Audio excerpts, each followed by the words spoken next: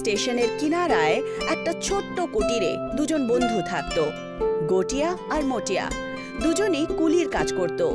লাল কাপড় দিয়ে তৈরি কুলির ওই মাথার ব্যান্ড তাদের পরিচয় হয়ে উঠেছিল।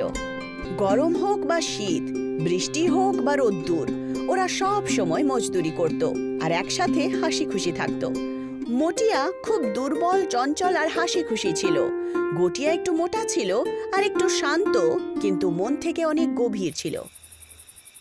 একদিন রাত্রিবেলা খাবার পর দুজনই বাড়ির বাইরে বসেছিল। ওরে মোটা, ভেবে দেখেছিস যখন নিজের বাড়ি হবে না, ইটের ছাদের, তখন এই বাসন ধোয়ার কাজটা আমি করব, ঠিক আছে? আর আমি প্রতি রবিবারে তোকে গরম গরম কচুরি আর তরকারি বানিয়ে খাওয়াবো।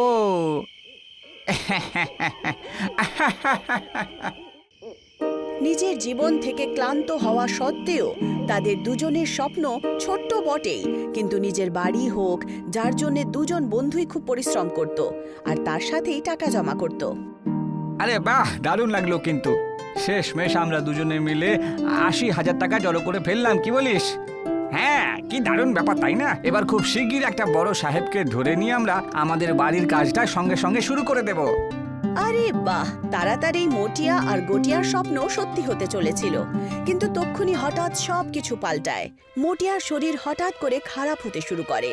শ্বাস ফুলে যেত, শরীরে ব্যথা থাকতো। চিকিৎসা করা সত্ত্বেও কিছুই হচ্ছিল না, যার কারণে আস্তে আস্তে মটিয়ার ব্যবহারও পাল্টে যায়। চিড়চিড় হয়ে যায়, চুপ থাকতো আর উদাস। কিন্তু একদিন মটিয়া খুব খুশি খুশি বাড়ি ফেরে। ওরে গটিয়া, এই গটিয়া শোন না, একটা দুর্দান্ত খবর তোকে বলবো। সে কি রে, আজকে তো দেখে তোকে খুব হাসি খুশি মনে হচ্ছে। ওরে ভাই, ঈশ্বর আমাদের কথা শুনে নিয়েছে রে। আজকে স্টেশনের কাছে একটা লোকের সাথে আমার দেখা হলো ভাই। মোবাইলে কারোর সাথে বাড়ি করার ব্যাপারে কথা বলছিল রে। আমি তো ভাবলাম ও হয়তো কাজে দেবে আমাদের, তাই ওর সাথে আমি একটু কথা বললাম। আর ভাই, ও কি বেরোলো জানিস? ও হলো বিল্ডারের লোক রে। ওরে ও একজন দালাল। ওরে কি বলছিসটা কি? তারপরে কি হলো বল? ও বলল যে একটা ছোট্ট 1 BHK ঘর নাকি রয়েছে রেলওয়ে কোয়ার্টারের কাছে। মাত্র ৮০,০০০ টাকার টোকেনটা দিতে হবে, তাহলে ওটা আমাদের নামের বুকিং করে দেবে আর কি। ৮০,০০০?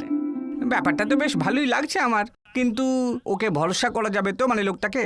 আরে হ্যাঁ রে হ্যাঁ, দেখ তুই এত বেশি ভাবিস না তো। তুই তাড়াতাড়ি আমাকে সব পয়সাগুলো আমাকে দিয়ে দে। সব পয়সাগুলো কালকে আমি ওকে গিয়ে দিয়ে দেবো, ঠিক আছে? আচ্ছা, তুইও কিন্তু সঙ্গে যাবি, বুঝলি? দালালের কথা শুনে গটিয়া যতটা খুশি ছিল ততটাই ভয়ও পেয়েছিল। কে জানে সেই দালাল কেমন হবে? তার উপরে এইভাবে ভরসা করা তার ঠিক মনে হচ্ছিল না।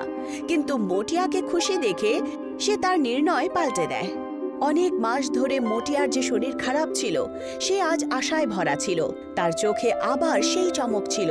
সেজন্য গটিয়া টাকা দেওয়ার জন্য রাজি হয়ে যায়। আচ্ছা ঠিক আছে মটিয়া, তুই যখন বলেছিস তাহলে কাজ হয়ে যাবে। ব্যাস, ওকে আমরা কালকে পয়সাগুলো দিয়ে দেব। পরের দিন দুজন সেই জায়গাতেই পৌঁছায়, স্টেশন থেকে একটু দূরে পুরনো একটা বিল্ডিং এর কাছে। ওখানে একটা লোক সাদা শার্ট, মাথায় চমকানো তেল লাগিয়ে মোবাইলে বিজি ছিল। আগে আগে আগে বুক হয়ে গেছে মনে করুন, শুধু টোকেনটা এলেই হবে। আরে পেমেন্টে দেরি করলে কিন্তু হবে না, ঠিক আছে? কাস্টমার কিন্তু একদম রেডি রয়েছে। আরে দাদা, এই হলো আমার বন্ধু গটিয়া। পয়সার ব্যবস্থা আমরা করে নিয়েছি। হ্যাঁ, খুব ভালো। দেখুন স্যার, এই অফারটা কিন্তু শুধু আজ অবধিই থাকবে। কাল থেকে রেটটা আবার বেড়ে যাবে। লোকেশনটা আপনারা দেখেইছেন, 5 মিনিট স্টেশন থেকে দূরত্ব মাত্র।